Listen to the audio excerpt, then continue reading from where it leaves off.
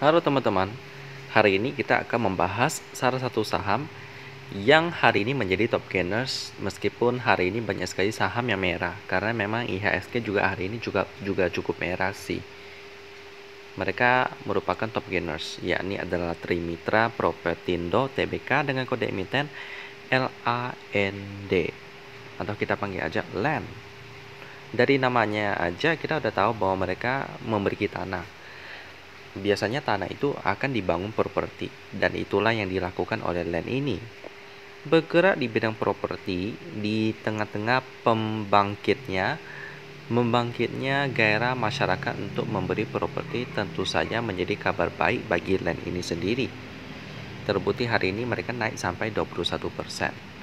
Tentu saja bagi saya melihat ini tidak jauh daripada sentimen positif bahwa proyek IKN sudah mulai dijalankan teman-teman.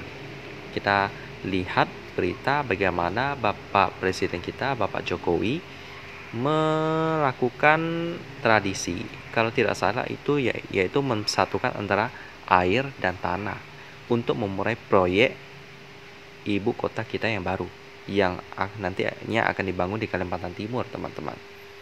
Dan itu menjadi sentimen positif bagi setiap saham konstruksi termasuk LAND ini.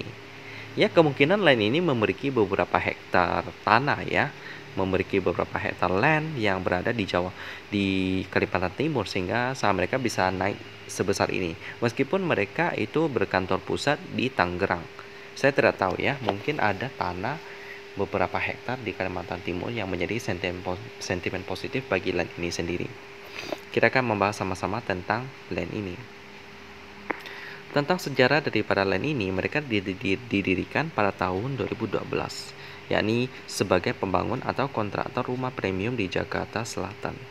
Sebagian besar di kawasan Pondok Indah dan BSD Serpong, Tangerang.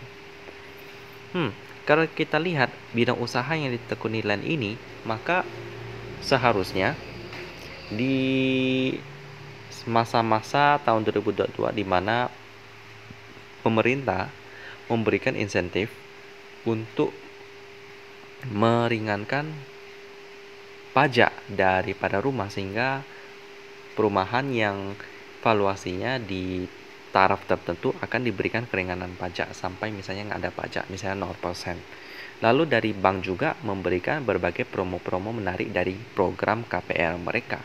Ini seperti sebelumnya di video-video sebelumnya saya akan ada bilang bahwa ini dapat merangsang daripada masyarakat untuk memberi properti, dan ini adalah kabar baik bagi LAND ini sendiri.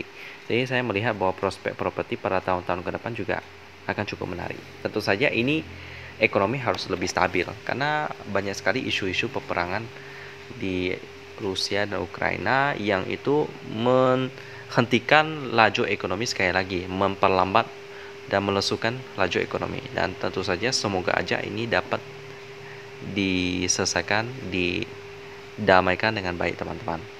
Karena ini juga berdampak buruk bagi banyak sektor, dari perbankan, dari konstruksi, dan lain-lain. Dan untuk LAND ini sendiri, berharap tentu saja peperangan itu dapat lebih berlangsung dengan damai. Di tahun ini, di 2022 ini, LAND ini mencatatkan kenaikan yang cukup signifikan dari harga sahamnya sih. Tapi kalau untuk fundamentalnya sendiri itu masih kurang teman-teman. Ya, kita akan cek di RT Business untuk melihat fundamental daripada LAND ini. Pertama kita lihat dulu pemegang saham daripada LAND ini. Kita lihat posisi publik itu sebesar 27%. Ini masih cukup aman, nggak sampai melebihi 50% dan juga tidak kurang dari 7,5%. Jadi cukup aman teman-teman. Dengan pemegang saham terbesar yakni adalah PT Graha Mulia Indotama. Kalau kita lihat di sini, ini yang pertama ini agak negatif sih beritanya, tapi ini kan untuk perusahaan tambang. Mungkin ada nama yang mirip dengan PT Graha Mulia Indotama. Meskipun bukan perusahaan yang sama ya, tapi mungkin namanya ada sama sedikit, misalnya Graha Mulia Indotamo gitu. Jadi ada sedikit perbedaan, ada sedikit kesamaan sehingga dapat dimasukkan ke sana. Tapi ini untuk perusahaan tambang sih.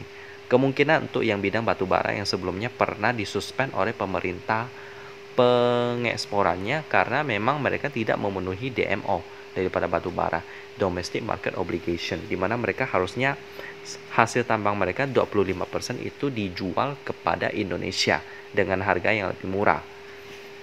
Jadi harus dipenuhi supaya nggak dilarang ekspor. Nah, itu beberapa perusahaan yang kena tegur waktu itu ya. Saya masih ingat bulan Januari. Lalu next berita selanjutnya sih nggak ada masalah sih teman-teman. Jadi kita langsung aja melihat fundamental daripada land ini di sisi key statistik. Ya, dapat kita lihat memang harga sahamnya naik, tapi labanya ini masih rugi.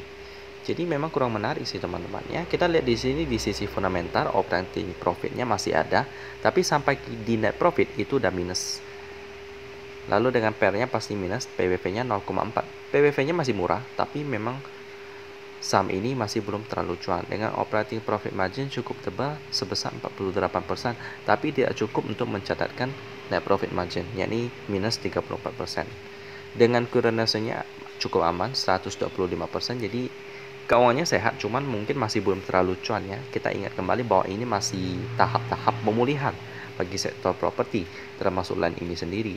Dengan turnover-nya sebesar 12M, jadi cukup liquid. Tapi untuk sementara, land ini masih kurang menarik bagi saya, karena memang valuasinya dari PER-nya ini masih belum terlalu memuaskan, belum terlalu mencatatkan cuan yang cukup menggiurkan, yang cukup nendang. Jadi untuk land ini masih skip dulu.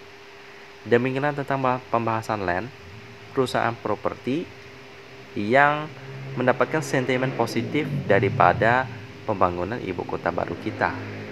Ya, meskipun masih lama, dari berita-berita yang saya baca, estimasinya itu butuh puluhan tahun untuk dapat membangun IKN. Dan tentunya membutuhkan biaya yang cukup besar. Ya, selama itu semoga saja land dapat mencatatkan laba dan meningkatkan valuasi PER-nya lebih menarik. Dan kita ketemu lagi di video selanjutnya.